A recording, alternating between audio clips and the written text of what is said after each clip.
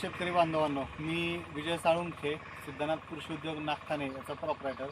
आज आपण नागठाण्यामध्ये अरुण दिनकर साळुंखे हे प्रगतशील शेतकऱ्यांच्या रानात आलेलो आहोत. इथं आपली उसाला ट्रीटमेंट चालते. गेली सलग 2 वर्ष आम्ही 6.5 ते 6 टावर ऊस लावतोय आणि त्याचं यंदा तर पहिल्यापासूनच नियोजन चाललंय. तर आम्ही ताग लावलेला आहे ह्याच्यात आंतरपीक म्हणून. शेतकरी बांधवांनो, मी रोपं लावलेले आहेत 86-032. तर त्याला 40 दिवस पूर्ण झालेले आहेत. त्याला आळवणी आणि एक खताचा डोस झालेला आहे.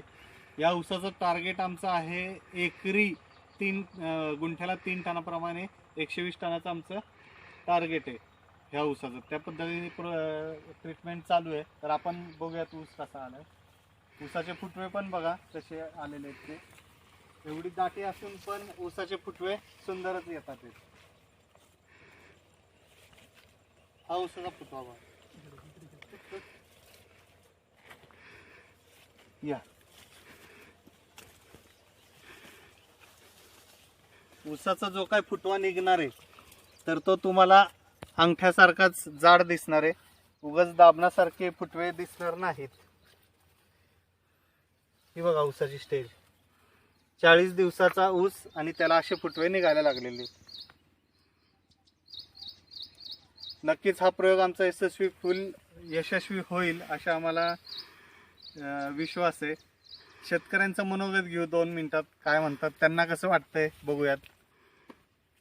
आता ही विजय साळुंखे यांची ट्रीटमेंट चालू आहे. आम्ही ह्या पहिल्याच वर्षी घेतोय. गेल्या वर्षी केला होता पण जरा थोडंसं आम्हाला अडचणी आल्या. आणि आता पहिल्यापासून त्यांच्या मार्गदर्शनाखाली हा प्लॉटचं नियोजन चालू आहे. आता एक 40 दिवस झाले ती.